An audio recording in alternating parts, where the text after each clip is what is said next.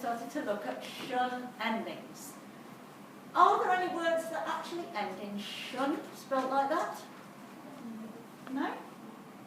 No? No, there aren't. So why have I put shun endings on there? Because there are some words that make the sound shun. Good, yeah, because we're talking about words that make the sound shun. They're not spelt like that, I haven't got that at the ending, but they make the sound shun. And yesterday we talked about C-I-A-N, making shun at the end. What did we discover about C-I-A-N words? They were all jobs. They were jobs, good, yes, they were jobs. Can somebody give me an example of a job ending in C-I-A-N that sounds like a shun?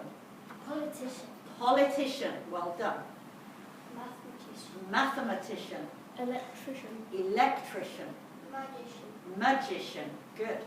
We also looked at dietitian, pediatrician, yeah, magician. All those sort of words, C-I-A-N, and their jobs, okay? So that's a nice, easy way to remember. If it's a job, it's likely to be C-I-A-N. Today we're going to look at the most common way of spelling a shun ending. The most common, the most frequently used is T-I-O-N. And that makes a shun ending. So can anybody think of any words that end in T-I-O-N? Connection. Connection, good.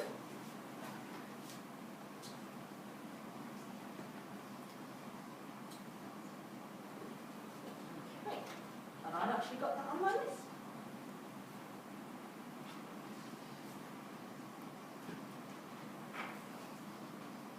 Conversation.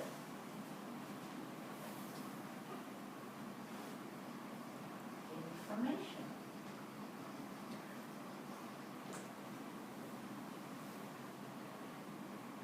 Something we use in maths a lot. Subtraction.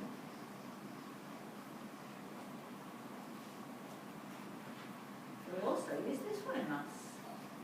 Partition.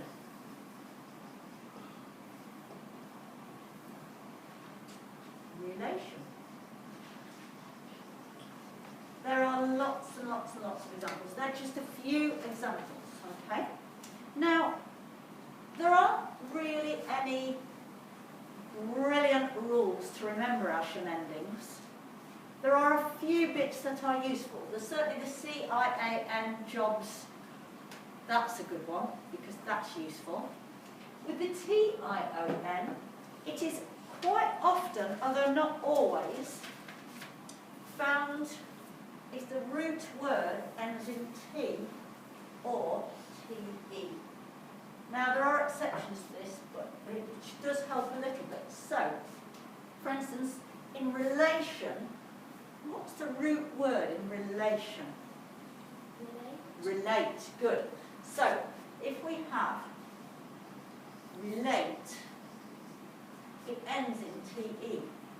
So when we make it into relation, we put T-I-O-N to make the shun sound. Okay? Subtract is the root word. That ends in a T. To make subtraction, T-I-O-N. Okay, now obviously on this one, conversation, that's a tricky one because a converse ends in S-E, so that's an exception, that doesn't fit. And that's the problem with our English language. It is tricky because there are always exceptions. It does work for this one though. Connect.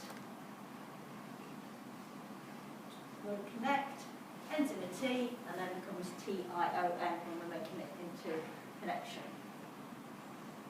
Okay, so, and for instance this one, information, inform, ends in an M, so it doesn't work for that one. But it does work for quite a few. You will find that if a word does end in T or TE, then it becomes T-I-O-N when it becomes a shun ending. Okay? Now, for our Year 5-6 spelling words, we did talk briefly yesterday about necessary, but the other word is explanation. And I chose that one deliberately. Why do you think I chose that from the list of 5-6 spelling words? Why do you think I chose explanation today? Because that's a shun ending. Because it's a shun ending, and it's got a T-I-O-N ending. It doesn't fit with this rule, because if you think of the root word explain, it's got nothing to do with ending in T or T-E, but explanation has our shun ending. So I chose that from the list of 5-6 spelling words, and I'd like you to learn that this week, because explanation is a useful word. We use it a lot in school, use it a lot in everyday life. Okay? So that's our pattern for this week. T-I-O-N making a shun ending, and C-I-A-N making a shun ending. Now going back to necessary, yesterday we talked about it following a rule that we have spent a lot of time discussing and using. Short vowel, double the consonant. Short vowel, double the consonant, and you've all heard me say that lots of times. It is the most useful spelling rule you can learn. Yeah? Lots and lots of words follow that pattern. Even as an adult, when I'm writing something, I still stop and think, how do I spell that? Oh, I know, short vowel, double the consonant. It is a really useful rule. So, we've got necessary, short vowel, F sound. It's not got its E posh sound, it's got its baby sound, necessary, double S after it. Now, yesterday we also talked about mnemonics, which are using the letters in the word to make a silly sentence to help us to remember to spell the word. So you all know the ones for because. Big elephant can always either upset or understand small elephants. For necessary, I showed my class this one yesterday, which is never eat cucumber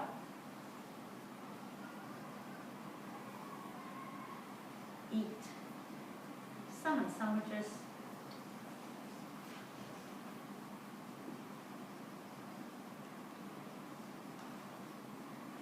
and remain new.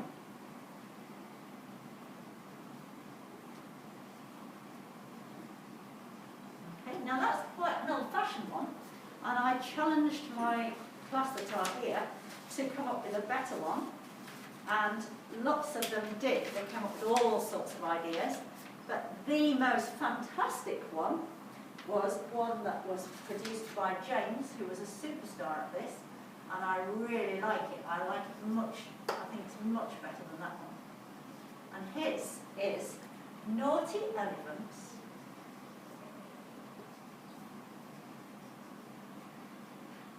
can eat salty sausages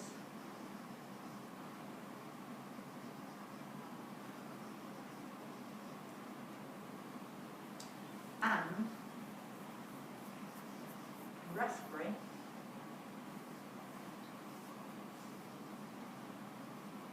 yogurts.